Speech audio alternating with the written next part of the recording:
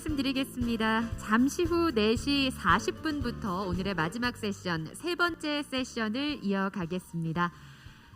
네, 참석자 여러분께서는 자리에 앉아주시면 감사하겠습니다. 다시 한번 안내 말씀드립니다. 이제 곧 저희 세 번째 세션을 시작하겠습니다. 자리에 앉아주시고 장례를 정돈해 주시면 감사하겠습니다.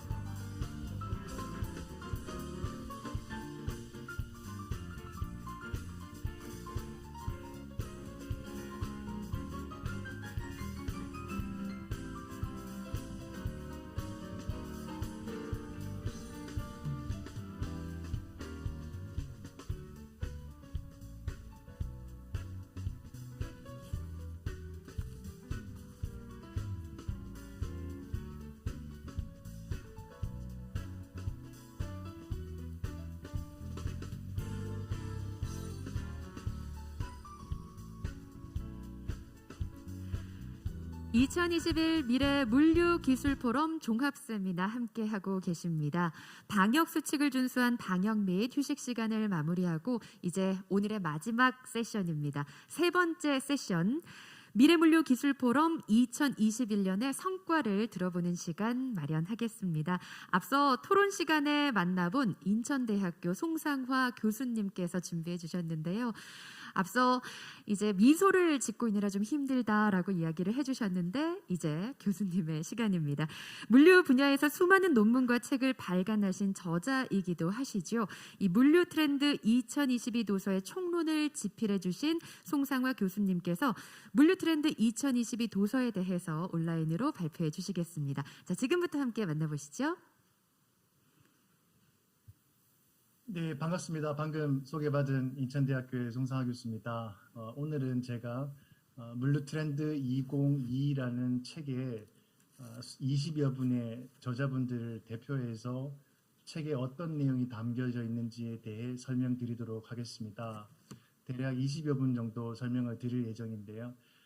물류 트렌드 2022는 미래 물류기술 포럼과 한국해양수산개발원에서 주도적으로 책의 내용을 기획하였고요.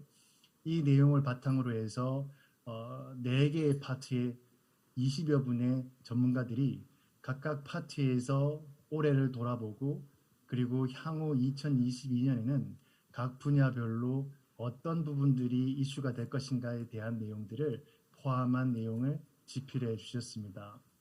그래서 물류를 4개의 키워드로 읽다라고 써놓은 이 이유가 뭐냐면 이 책 자체가 4개의 분야를 가지고 있기 때문입니다. 그래서 저희가 어떻게 이 4개의 키워드를 뽑아냈고 그리고 그 키워드를 바탕으로 해서 어떤 내용을 풀어나갔는지 그 내용들을 간략하게 소개해 드리도록 하겠습니다. 자세한 내용은 아마 12월 9일부터 서점에서 이 책이 이렇게 판매가 시작된다고 합니다. 그래서 가까운 서점에서 물류 트렌드 2022를 12월 9일부터 만나보시면 될 거라고 생각이 듭니다. 그럼 오늘 내용 본격적으로 시작하도록 하겠습니다. 오늘 파트는 전체적으로 2가지 파트로 2개의 부분으로 구성이 되어 있는데요. 앞부분은 전체적으로 봤을 때 왜 4개의 키워드인가라는 부분을 설명드리는 시간을 가지고 그리고 뒷부분에서는 각각의 분야에서 어떤 내용이 포함되어 있을까를 자세하게 한번 살펴보도록 하겠습니다. 그 책의 내용을 구성하는 과정에서 저희가 관심을 가진 것은 2021년 물류에 있어서 가장 중요했던 키워드는 무엇인가 였습니다. 역시 우리 모두의 뇌리 속에 남아있는 것은 물류 대란이라고 볼 수 있겠죠. 실질적으로 이 국제 물류에 있어서 이 정도의 파급 효과를 가지는 큰 문제가 생겼던 적이 과거에 있었나라고 생각해 보면은 사실 전례를 찾아보기 힘든 이슈라고 생각을 합니다. 지금 화면에 보이는 것처럼 샹하이 컨테이너 프레이트 인덱스라고 하는 것은 중국에서부터 시작을 해서 북유럽이나 미국 서한, 동남아 이런 쪽으로 컨테이너를 하나 옮길 때 필요한 요금이 어떻게 바뀌는가를 추적하는 그런 내용을 한번 보여드리고 있는데요. 실질적으로 보시면은 2020년 중반까지는 이 요금이 굉장히 안정적으로 오히려 하향하는 쪽에 있었습니다. 그런데 2020년 중반부터 그야말로 엄청나게 위로 올라가고 있죠. 그래서 이제 여러분 뉴스에서도 많이 들어봤겠지만 뭐 수출을 할 때 필요한 컨테이너가 없다, 선박이 없다, 뭐 해외에 수출을 할 수가 없다 이런 얘기들을 많이 듣고 있습니다. 역시 이제 불확실성이라는 것이 어떻게 물류의 리스크를 만들고 있는가 이런 부분에 대한 아주 강렬한 예제라고 볼 수 있는데요. 이 내용을 뭐 아주 디테일하게 하나하나 설명드리는 부분은 아무래도 오늘 시간 관계상 힘들 것 같아서 제가 그림 두 가지로 한번 요약을 해보았습니다. 이게 시간 순서로 있었던 일들을 보여드리고 있는데요. 먼저 2020년 초반 처음 코로나 바이러스가 나왔을 때 우리는 일시적으로 수요가 감소할 것이라고 생각을 하고 그리고 나서 이게 경제 위기, 즉 수요가 감소하기 때문에 전반적으로 위기가 올 것이다라고 생각을 하는 그런 시기가 있었습니다. 2020년 초반이었는데요. 자연스럽게 공급량, 즉 선박이라든지 트럭이라든지 뭐 꼭 생산뿐만 아니라 물류 파트에서도 공급을 감소하는 것이 아주 당연한 반응이었습니다. 그런데 이제 문제는 뭐냐 하면 2020년 중반으로 가다 보니 나타난 현상은 뭐냐 하면 갑자기 수요가 폭발적으로 증가하기 시작하는 현상이었죠. 이 폭발적인 수요의 증가가 실체가 있는가에 대해서는 사실 이견이 있을 수 있습니다. 왜냐하면 잠시 줄어들었던 수요가 다시 늘어난 것인지 아니면 없던 수요가 생겼는지 이런 것들에 대해서 여러 의견이 있겠지만 확실한 건 뭐냐 하면 2020년 중반을 지나면서부터 글로벌 물동량들이 증가하기 시작했습니다. 그 이후에 그 증가의 원인으로는 일반적으로 얘기하는 것이 뭐냐 하면 사회적 거리두기라든지 또는 마스크라든지 코로나 방역에 필요한 것들 그리고 사회적 거리두기 때문에 컴퓨터라든지 모니터, 뭐 조명, 가구 이런 식으로 각 가정에서 필요한 소비품들이 수요가 늘어났다 이런 수요의 증가가 있겠죠. 그런데 이제는 이런 수요의 증가가 갑작스럽게 나타나니까 결과적으로는 공급이 부족한 현상이 생겼고요. 공급이 부족을 해지니 사람들이 당황해서 사재기를 시작을 하고요. 그리고 선구매를 시작을 하게 되는 겁니다. 즉 지금 당장 필요가 없어도 일단 각 가정에서 비축을 하기 시작을 하는 거죠.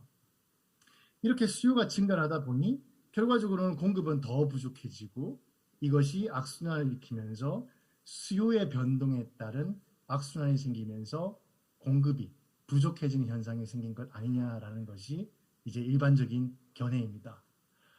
그렇다 그러면 이제 수요에 의해서 이렇게 문제가 생기게 되면 이것은 사람들에게 충분한 컴퓨터가 있고요. 마스크도 충분히 있습니다. 그리고 글로벌 물류가 열심히 지금 따라가고 있습니다라는 정보를 공유해 주면 서서히 해결될 문제라고 생각할 수 있습니다.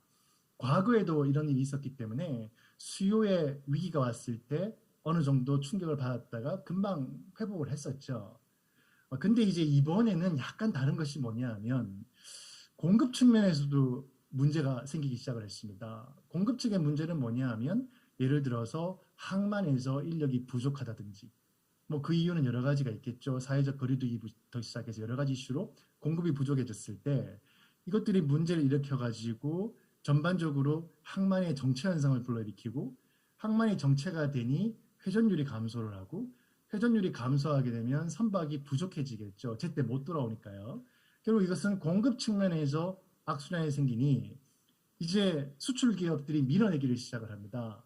이 밀어내기를 한다는 것은 결국 지금 당장 필요하지 않더라도 다음 달 수출할 것, 그 다음 달 수출할 것도 미리미리 내보내는 거죠. 그 바람에 나타난 현상은 뭐냐면 최근에 크리스마스 시즌이 일찍 시작되었죠. 일반적으로는 12월이나 돼야 시작하는 크리스마스 시즌이 지금은 11월부터 시작이 되었습니다. 이미 재고가 충분히 공급이 되고 있는 겁니다. 자, 이런 현상이 생기다 보니 결국은 밀어내기 때문에 다시 공급이 부족해지고 공급 부족은 다시 수요 증가를 일으키는 그래서 수요와 공급의 악순환이 동시에 생긴 전무후무한 현상이었다라는 것이 첫 번째가 있고요. 두 번째에서는 역시나 이제 온라인 비즈니스를 얘기를 할 수 있을 것 같습니다. 결국 전반적으로 실물 경제가 어려움 속에서도 온라인 유통이 굉장히 성장한 것은 우리 다 알고 있죠. 그래서 어떻게 보면은 온라인 비즈니스의 성장 때문에 새로운 비즈니스가 나타나고 쿠팡이나 컬리와 같은 온라인 기업들이 서비스 품질 경쟁을 벌이면서 우리는 전에 없던 경쟁을 하게 됩니다. 예를 들면 뭐 새벽 배송이라든지 당일 배송 이런 것들은 과거에는 우리가 생각을 잘 못했던 그런 비즈니스였죠.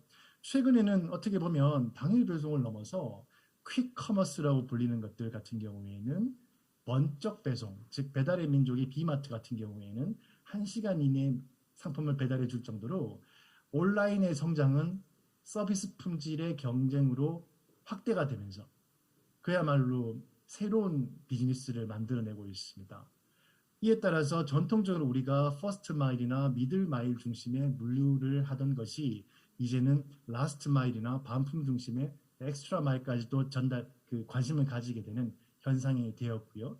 여기에 또 큰 영향을 미친 게 뭐냐라고 생각해 보면 결국은 과거에는 다단계로 네트워크가 구성이 되어서 예를 들어서 뭐 나이키라든지 이런 제조업체들이 스토어에다가 상품을 보낼 때 중간에 창고를 만들고 공급하던 이런 체계에서 각각의 매장으로 물건을 직접 공급을 하거나 아니면 아예 그냥 D2C라고 해서 다이렉트 투 컨슈머, 즉 소비자에게 물건을 직접 판매하는 모델로까지 가게 되면서 제조 산업이 유통의 역할까지 담당하게 된 것입니다.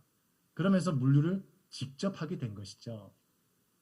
결국 온라인이 서로 경쟁을 하면서 오프라인과 경쟁하는 온라인 기업만 나온 것이 아니라 나이키로 대변되는 제조 산업의 주요 기업들이 소비자 대상의 직접 유통에 뛰어들면서 그야말로 서비스 품질 경쟁으로 확대가 된 거라고 생각이 됩니다. 이 과정에서 결국은 경쟁이 치열해지고 지속적으로 투자는 돼야 되고 인력은 부족하고 서비스 운영 시간은 부족하고 왜냐하면 과거에는 3일 뒤에 물건 갖다 줄 것들을 지금은 아주 극단적인 경우에는 30분 내 배송을 하려고 그러면 결국 주문이 들어온 다음에 서비스를 할 때까지의 시간이 굉장히 짧아질 수밖에 없죠. 자, 이런 과정에서 결국 물류 스타트업들에 대한 높은 관심은 투자로 연결이 되고 있고요. 동시에 우려 섞인 반응들도 많이 나오고 있습니다. 과연 이런 서비스 품질 경쟁에서 승리하기 위해서는 우리가 어떻게 해야 되지? 그런데 수익성까지 확보하면서 이런 일을 할 수 있을까?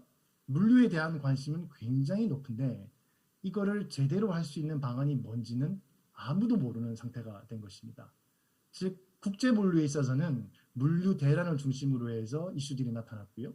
그리고 온라인 쪽에 국내 물류에서는 온라인을 중심으로 해서 새로운 서비스 경쟁이 생기고 있다고 볼 수 있습니다. 여기에 외부에서 새로운 충격으로 다가오고 있는 것은 뭐냐 하면 ESG라는 것이 충격으로 다가오고 있습니다. ESG라고 하는 것은 환경의 E, 소셜 임팩트의 S, 그리고 지배구조의 G라고 하는데요. 지배구조라고 하는 것은 이사회뿐만 아니라 투명성, 우리가 물류 프로세스를 얼마나 투명하게 운영하는가와 같은 그런까지 포함하는, 즉 환경뿐만 아니라 기업의 비재무적 성과라고 부르는데요. 단순히 수익이나 매출 이런 게 아니라 사회에 대한 기여라든지 환경, 그 다음에 투명한 운영 이런 것까지도 책임을 져야 된다라는 것이 최근 물류 ESG의 요구사항입니다. 그런데 이 ESG를 단순히 환경, 사회적 책임, 그리고 지배 구조로만 놓고 볼 이슈는 아니라고 생각이 듭니다. ESG가 나오게 된 배경을 이해할 필요가 있는데요. 이걸 아주 짧게 생각을 해보면 처음에 1950년대에는요.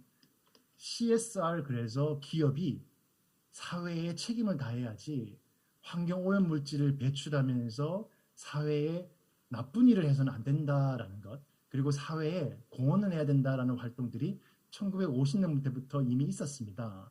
그런데 이제 많은 경제학자부터 시작해서 경영학자들이 반대를 했죠. 뭘 반대했냐면 기업은 고용을 창출하고 더 좋은 제품을 만들기 위해서 경쟁하여 사회에 기여한다라고 주장을 한 것이죠. 이런 기업들에게 환경이라든지 사회적 책임이나 지배 구조를 강요하는 것은 기업 운영의 효율성을 떨어뜨린다라는 의견들이 있었습니다. 그러다 보니까 2000년대 초반 마이클 포터 교수를 비롯해서 공유가치 창출이라는 아이디어가 나오기 시작했습니다. 즉 기업이 사회적 책무를 다하는 것이 단순히 사회에 기여하는 것이 아니라 기업에게도 좋다라는 것이 CSV였죠. 그런데 이것 역시 성공적으로 운영되지는 못했습니다. 왜냐하면 거의 대부분의 기업들은 CSR이나 CSV를 내가 기업을 운영하는 과정에서 부가적으로 하는 활동으로 인식을 했기 때문이죠.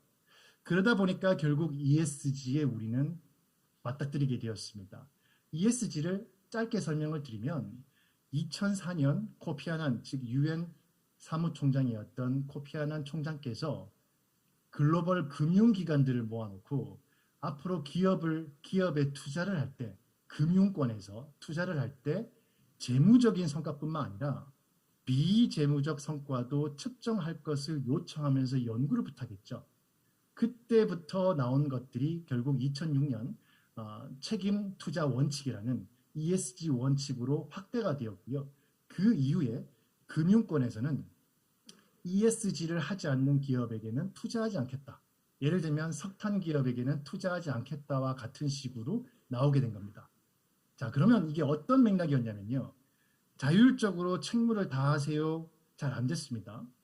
그러면 당신이 하는 활동이 사회에도 기여를 하기 때문에 함께 잘해보세요. 그래도 잘 안 됐어요.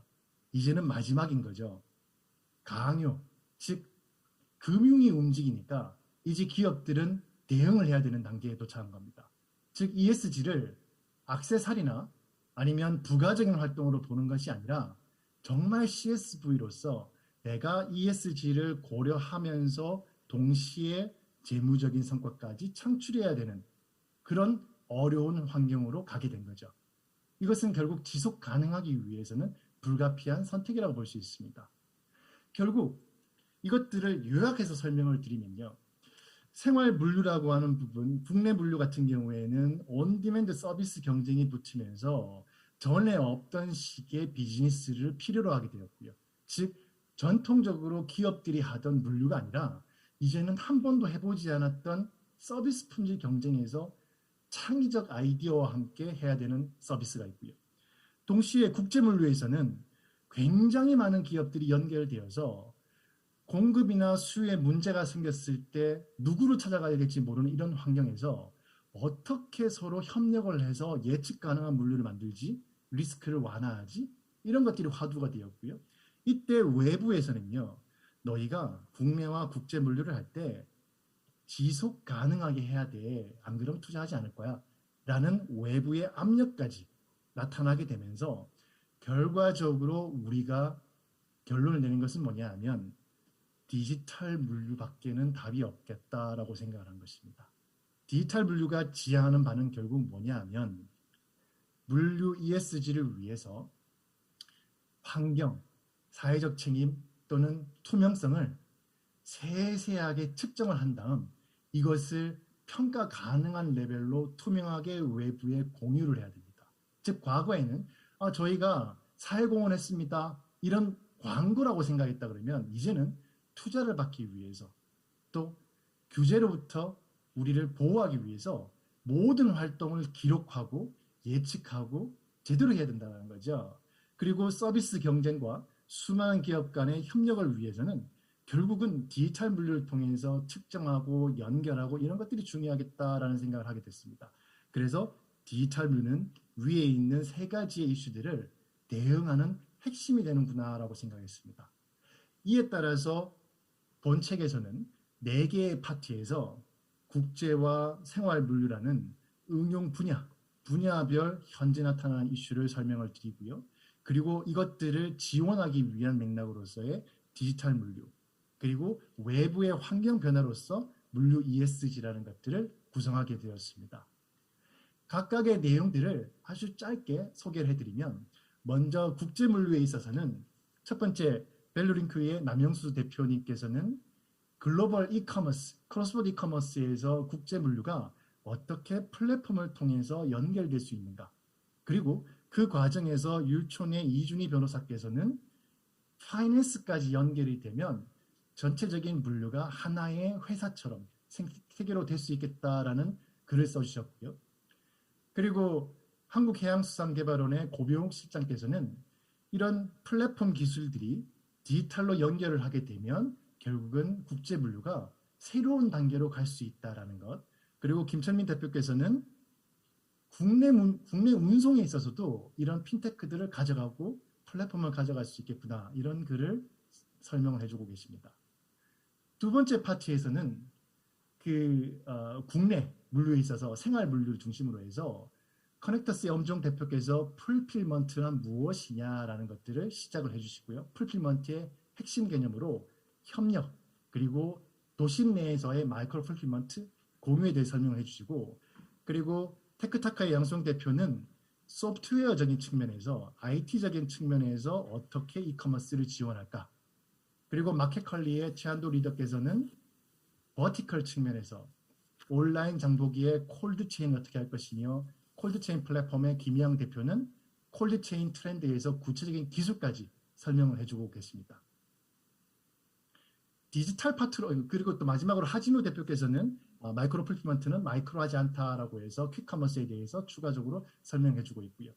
세 번째 파트 디지털 물류에서는 고려대학의 정태수 교수가 인공지능에 대해서 설명을 해주고, 그리고 삼성 SDS의 영양태 프로께서는 블록체인이요, 그리고 군산대학교의 국제물리학과 원세환 교수께서는 디지털 항만, 그리고 고태봉 하이투자증권 리서치 본부장께서는 온라인과 오프라인의 시간차를 줄이기 위한 물류 로봇, 자동화에 대해 설명해 주시고, 마지막으로 박상신 부사장께서는 스마트 바코드를 소개해 주실 예정입니다.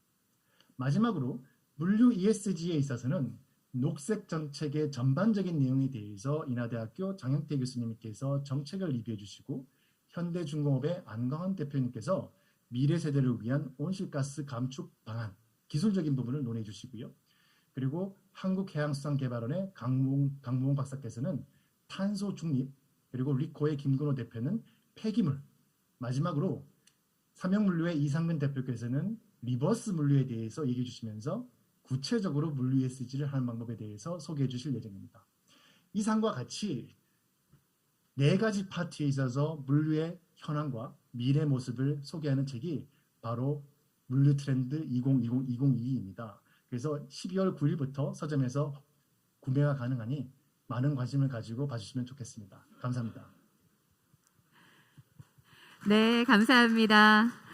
물류 트렌드 2022 도서에 대해서 만나봤습니다. 송상화 교수님께 감사드리고요.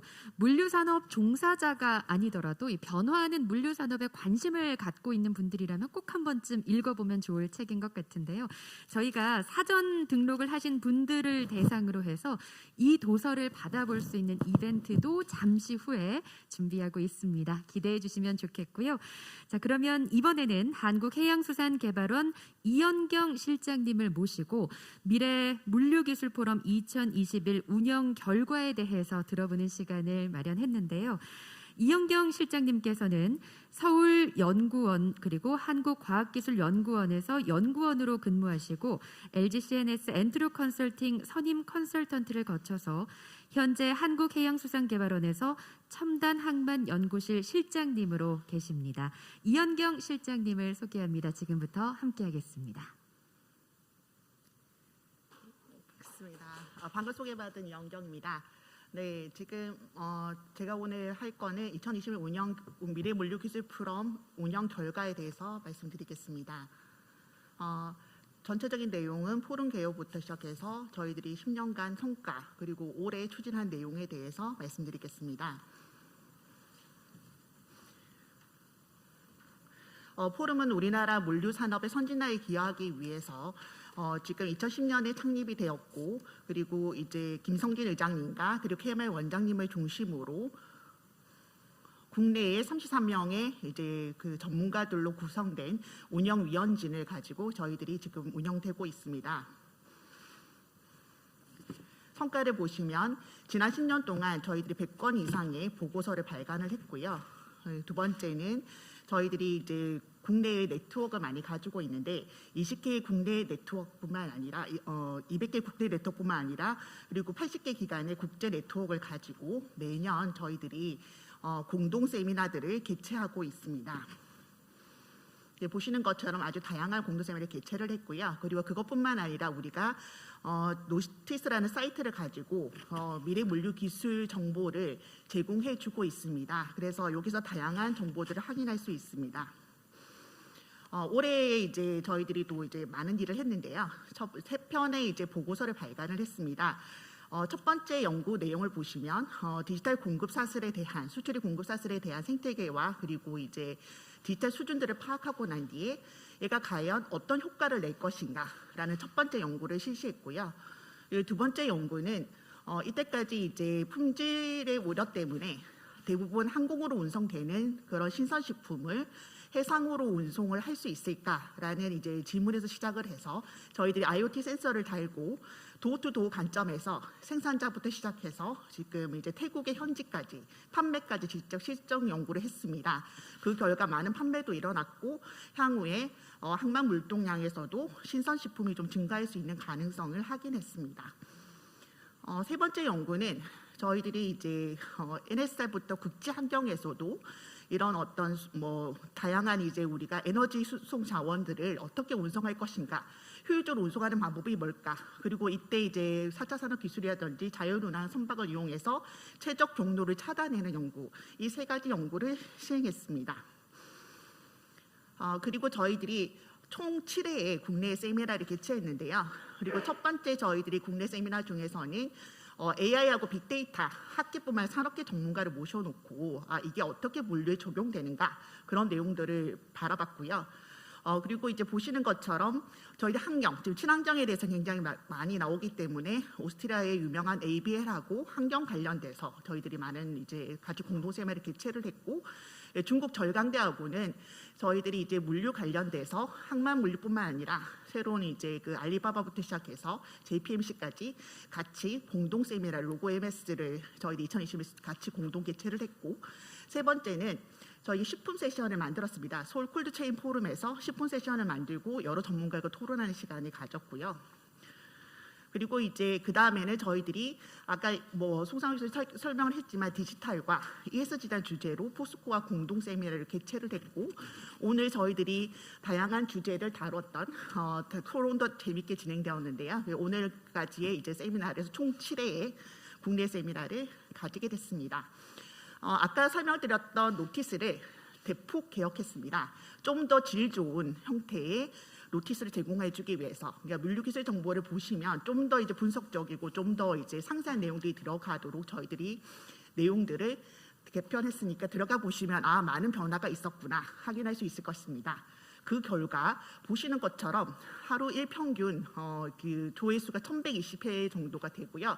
지속적으로 증가를 하고 있습니다. 아주 공부적으로 저는 판단을 하고 있고요. 저희들이 이제 여기까지가 저희들 했고, 아까 송승아 교수님이 저희 소개했던 내용 중에 책이 발간됐습니다. 그러니까 보시는 것처럼 아주 두꺼워 보이는 이런 책이 아까 말씀드렸던 12월 9일 날 아마 서점에서 이제 이게 화면이 이게 안 보이는군요. 한번 비칠 수 있을까요? 책을 혹시 비칠 수 있을까요? 갑자기 전환해서 이게 지금 제가 보이지 않고 있고요. 그래서 이제 책을 이제 저희들이 발간을 했고요. 이때까지 나중에 이제 저희들 나중에 이제 저희들이 이때까지 이제 여러 가지로 이제 세미나도 했고 즐거웠는데 코로나가 많이 세워지고 있는 상황에서도 저희들이 열심히 준비를 했습니다. 그리고 가족들과 좀 더 행복하게 이제 연말을 준비해 주시고요. 내년에도 이맘때쯤 첫 번째 이제 금요일 날쯤에 저희들이 다시 만날 수 있는 기회가 있을 거고, 그때는 더 좋은 프로그램으로 만나볼 수 있도록 하겠습니다. 아쉽게 책이 안 보여서 지금 보여드릴 수는 없었지만 보이고 있나요? 죄송하네요. 제가 볼 수가 없어가지고 책이 이제 나왔으니까 보시고 좀 더 이제 저희들과 많은 시간을 가질 수 있었으면 좋겠습니다. 감사합니다. 네. 감사합니다. 미래물류기술포럼 2021년 운영 결과를 함께 들었습니다. 이현경 실장님께 감사드리고요.